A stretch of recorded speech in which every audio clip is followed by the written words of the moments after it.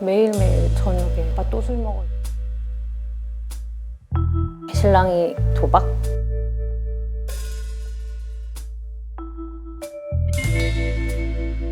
어서 오세요. 안녕하세요. 앉으세요. 눈이 슬퍼. 어떡하죠? 왜 눈물 날라 그랬지? 벌써? 저도 그랬는데 벌써 그러시면 안 돼. 큰일 났네. 아우. 얼굴 보자마자 보자마자. 큰일, 아유, 큰일. 눈물이 날까요?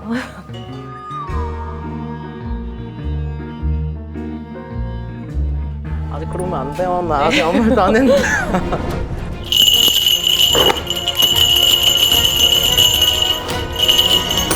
사례자님으로 놓고 볼 것 같으면 말을 하지 않아도 이렇게 눈물이 앞을 서는데, 나는 이 집을 놓고 봤었을 때 일단 첫째로는 내 가정, 그리고 두 번째는 내 금전을 놓고는 떠날 수가 없는 집안이랍니다. 네. 그 말인즉시 지금 결혼을 하신 거예요. 네. 내 사연 알고 있는 건 내 누워가지고 자고 베는 그 베갯잎밖에 없다고 그래. 남편이든 옆에 누군가를 두고 있어도 울지 못하는 닭이 돼야 되는 형국이고, 37, 38을 지나면서부터 시작해서 근래 지금 한 3년 정도를 놓고 둘러봤었을 때 내가 금전의 풍파, 인간의 풍파 몹시 심하게 들어오는 형국이 돼서 금전을 놓고 고력이 무척 심하시다라고 또 얘기가 나오거든요. 신랑의 빚이 처음부터 있었고, 이제 결혼하고 나서 신랑의 빚 때문에 이제 생활이 안 됐던 거를 이 집의 남편분을 놓고 봤었을 때 이 문제에 대해서 같이 의논공론을 하고 부부가 뭔가 헤쳐나가야 되는데, 혹시 신랑분도 어떻게 보면 모르고 있거나 좀 그런 어떤 뭔가 꼬여있는 부분이 있거나 그런 게 있나요? 제가 뭐가 공유가 안 되는 것 같아. 네, 이게 말을 해도 뭐 방법이 없고 그냥 남 몰라라 하라는 식으로 있다 보니까 그냥 제가 말을 안 하게 돼요. 그래서 저 혼자 그냥 끙끙 앓고 친정에다가 좀 도움을 얻고 그렇게 생활을 계속 했었던 것 같아요. 이게 뭐 때문에 그렇게 시작이 된 거 한두 개가 아닌 것 같은데. 신랑이 저랑 같은 일을 했다가 회사를 그만뒀어요. 그래서 월급을 이제 안 가져오다 보니까 돈이 이제 생활비가 이제 부족했던 거죠. 그래서 친정에다가 그때부터 이제 도움을 얻기 시작을 했고, 신랑이 도박? 그거부터 이제 계속 이렇게 한 번에 안 끝났잖아 근데. 네, 안 끝냈어요. 지금도 조금씩 하는 것 같아요. 본인도 원래 어디 나가서 이렇게 막 지는 성격은 아니시거든요. 네, 뭔가 개선을 하려 얘기를 하든지 내가 안 거되면 못 살겠다고 뛰쳐나오든지 뭔가는 해야 되겠는데 전혀 그런 게 없어 보여 지금. 신랑이 그리고 술 먹어요. 네, 응? 잘 하지도 못하면서. 맞아요. 어? 매일매일 저녁에 그 사람이 술을 안 먹었어도 도박은 했었을 거예요 언니. 어디서부터 문제예요 이게 문제가 아니라 그 사람한테는 이미 그게 생활이 됐고 습관이 됐다 이거요. 중요한 거 그 사람은 별로 달라질 의지가 없어요.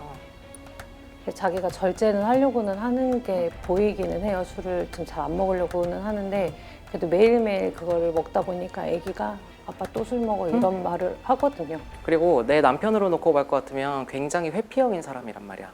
어떤 갈등 상황이 있거나 그러면 부딪혀서 내가 해결을 하려고 그러는 게 그런 게 아니라 그냥 아 됐어, 아 듣기 네, 싫어, 맞아요. 아니면 피해. 자기가 나가버리든지. 좋은 소리 하면 가만히 있고 싫은 소리 하면 그냥 대꾸도 안 해요. 본인이 지금 아셔야 될 게 첫 번째, 내 가정의 문제, 둘째, 내 금전의 문제를 놓고 봤었을 때 지금은 본인이 모르고도 다 이렇게 지금 다 밑빠진 군형에 물 붓는 것밖에 안 되잖아. 네. 본인 친정도 아마 그렇게 금전적인 도움을 주고는 계시지만 알알이 이 상황에 대해서 알고 계신 것 같지는 않아. 돈 많은 남자랑 결혼해라 해서 자기네 되게 부자래요. 저 정말 부자인 줄 알았어요. 근데 결혼하고 보니까 자기 빚이 거의 막 이만큼씩 있고 그거를 지네 엄마 아빠는 몰라요. 빚이 있는 거. 한 달 월급이 200이면 200만 원 다 대출금으로 나가고 자기는 카드 생활하고. 그러니까 빚이 그렇게 있는 상태에서 신혼생활을 하려다 보니까 생활이 안 되죠. 그래서 저는 친정에다가 도움을 얻고 친정에 도움 얻었던 거를 갚고 하다 보니까 계속 저희도 이제 줘야 될 돈들이 이렇게 점점 많아지는 거예요. 계속 벌어도 나가는 게 있으니까 모아지진 않고. 이런 상황에서 계속 가다 보면 본인도 내가 가랑비에 옷 젖는다고 어느샌가부터 처음에는 아 이게 되게 이상한 일이다 왜 저럴까 라고 생각을 했는데, 나도 이게 계속 습관이 되고 생활이 되다 보니까 그냥 이게 자연스러운 건가? 하고 지금 익숙해지고 계시단 말이에요. 그럼 제가 어떻게 해야 될까요? 지금 내가 봤을 때 한두 개, 뭐 두세 개 이게 아니라 지금 4군데, 5군데 정도 있는 것 같거든? 네. 그 중에 2건은 큰 건이다. 네. 2군데는 큰 거고 3군데는 힘은 들지만 꾸역꾸역이라도 어떻게 하면 막아질 정도. 네네 맞아요. 그죠? 네네. 내 신랑이 지금 당장 금전적으로 벌어오는 게 반드시 한계가 있고, 이 사람이 아까 내가 그랬지 자꾸 뭐가 회피형이라고 네네. 일을 할 의지가 없는 사람이요. 맞아요. 그죠? 네. 그러니까 언니가 하늘만 쳐다봐도 한숨이 나오고 땅만 쳐다봐도 한숨이 나오시는 게요 지금. 그렇게 보면 화만 나요. 근데 나는 화가 나는데 이러다 보니까 그거를 신랑하고 모든 전쟁을 내든지 해서 그거를 끊어야 되는데 나도 그렇게 안 되고 그 사이에 가지고 애만 껴가지고 지금 고래싸움에 새우등 터지는 격이시라 그런단 말이에요. 신랑분도 아빠 또 술 마셔 애기가 그런 얘기 하는데 본인도 요즘 애기한테 말 좋게 안 나가.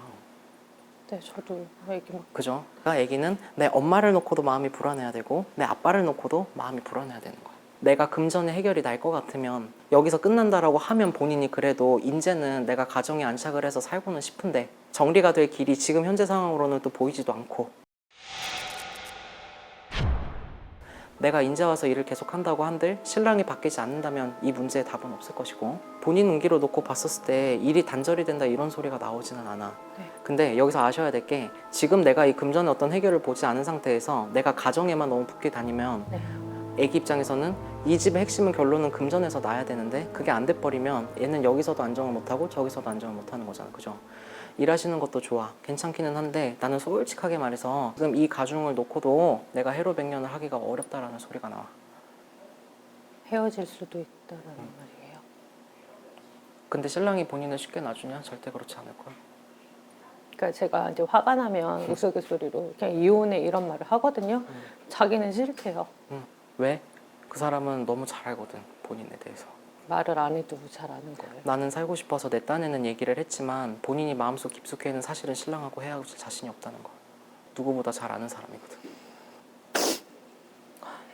본인이 이혼을 한다라고 했었을 때 본인이 애기 키우면서 사실 자신 있어요? 없어요. 그죠? 네. 참 징그럽기는 한데 첫째도 금전, 둘째도 금전, 셋째도 금전이에요. 저 신랑분이 바뀌지 않는 이상 이 집안을 놓고 나서 해결은 별로 없습니다. 신랑이 바뀌어야 돼요.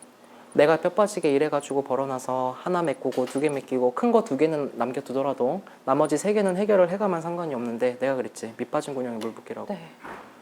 본인이 나가서 일해도 신랑 정신 못 차리실 거예요. 답답하네요. 나의 결론은 이래.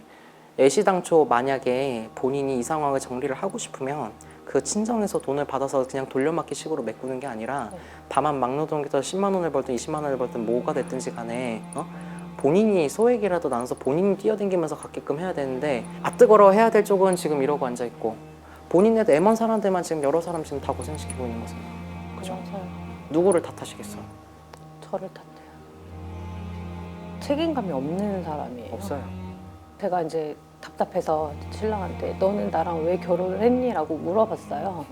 그랬더니 그냥이라고 말하는데 저는 이제 자꾸 옛날 생각이 나다 보니까 너는 그냥 네 부모님 그늘 아래서 벗어나고 싶어서 넌 결혼한 것 같아 라고 얘기를 했거든요. 자기는 아니래요. 근데 저는 계속 그렇게 보이거든요.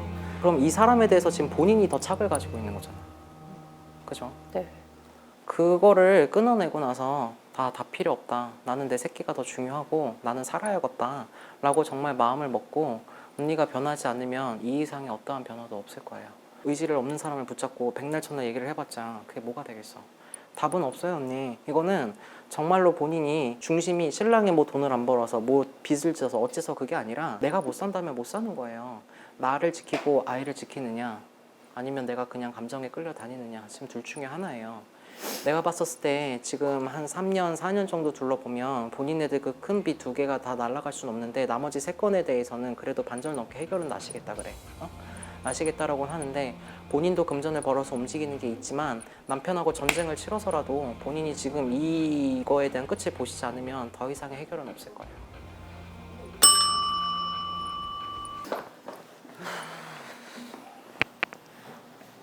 내용이 뭐야? 갑자기 우리가 잘 되겠지. 갑자기 금전이 확 들어오겠지. 아직도 그런 꿈을 꾸는 것 같아. 그러니까 신랑. 노력해서 내가 차근차근 걸어가는 게 아니고 갑자기 뭐 대박이 나서 본인도 금전에 콱 들어오는 사주가 없단 말이야.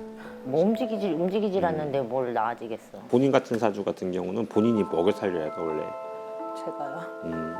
신랑만 바라보고 있지 마. 내 몸뚱이 내가 굴려갖고 내가 금전을 벌이를 해야지 그 돈이 쌓이는 거지. 일확천금 정말 없어. 열심히 노력해서. 왜 울어? 울지 마. 술에 배부른다는 소리 없어. 네네. 딱 7년만 고생하자 그러셔. 7년이요. 7년만. 네. 그냥 죄송합니다. 아. 돈 많이 버시라고 돈가스. 돈에 한졌잖아. 속이 꽉 찼어. 알지네. 너무 맛있어.